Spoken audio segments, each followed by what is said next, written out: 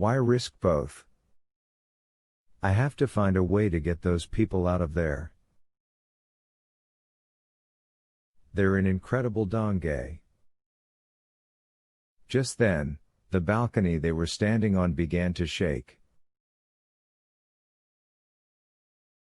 A deafening rumble shook the whole castle. Then a white light from the direction of St. Peter's blinded them. Vittoria had only one thought. Oh my God! The antimatter annihilated early?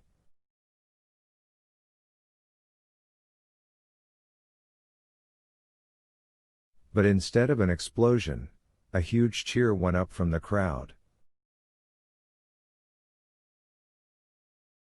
Vittoria squinted into the light. It was a barrage of media lights from the square, now trained, it seemed, on them.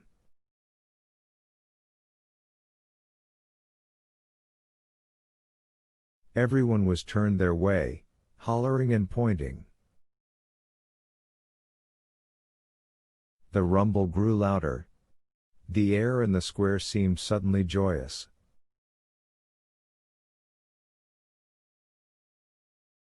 Langdon looked baffled. What the devil? The sky overhead roared. Emerging from behind the tower, without warning, came the papal helicopter.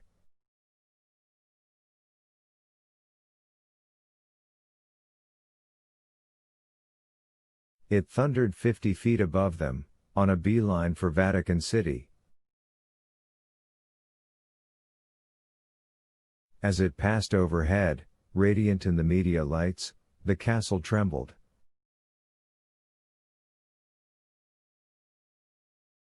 The lights followed the helicopter as it passed by, and Langdon and Vittoria were suddenly again in the dark.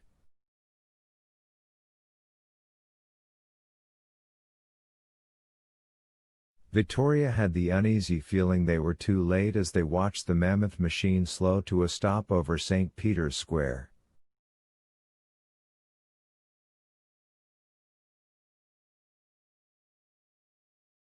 Kicking up a cloud of dust, the chopper dropped onto the open portion of the square between the crowd and the basilica, touching down at the bottom of the basilica's staircase.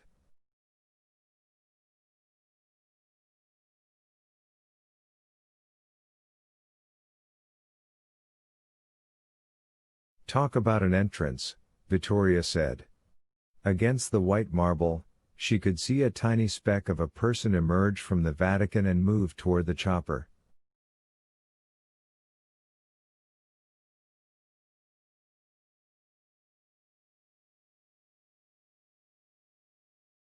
She would never have recognized the figure except for the bright red beret on his head.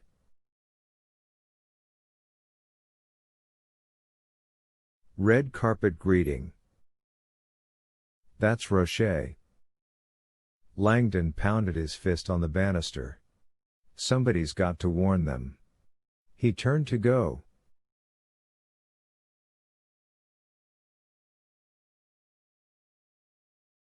Vittoria caught his arm. Wait. She had just seen something else, something her eyes refused to believe. Fingers trembling, she pointed toward the chopper. Even from this distance, there was no mistaking. Descending the gangplank was another figure. A figure who moved so uniquely that it could only be one man.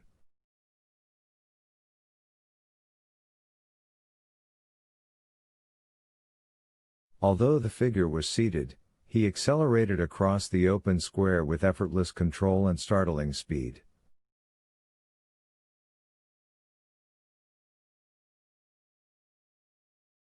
A king on an electric throne. It was Maximilian Kohler. 111. Kohler was sickened by the opulence of the hallway of the Belvedere.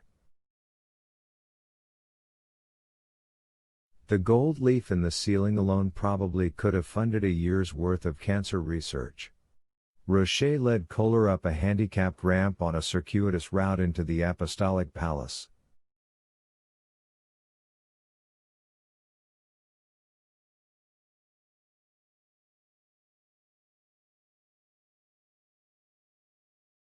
No elevator? Kohler demanded. No power? Rocher motioned to the candles burning around them in the darkened building.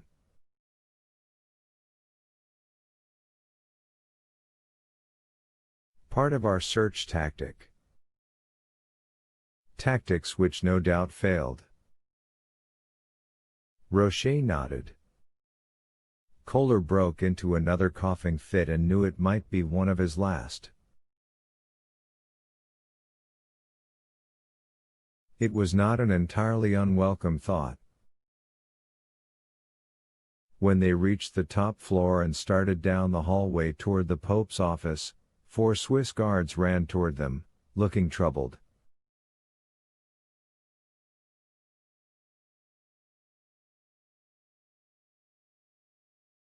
"Captain, what are you doing up here?" "I thought this man had information that he will only speak to the Camerlegno." The guards recoiled, looking suspicious. "Tell the Camerlegno," Rocher said forcefully, "that the director of CERN, Maximilian Kohler, is here to see him."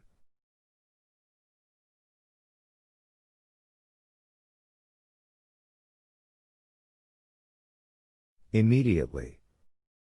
"Yes, sir." One of the guards ran off in the direction of the Camerlegno's office.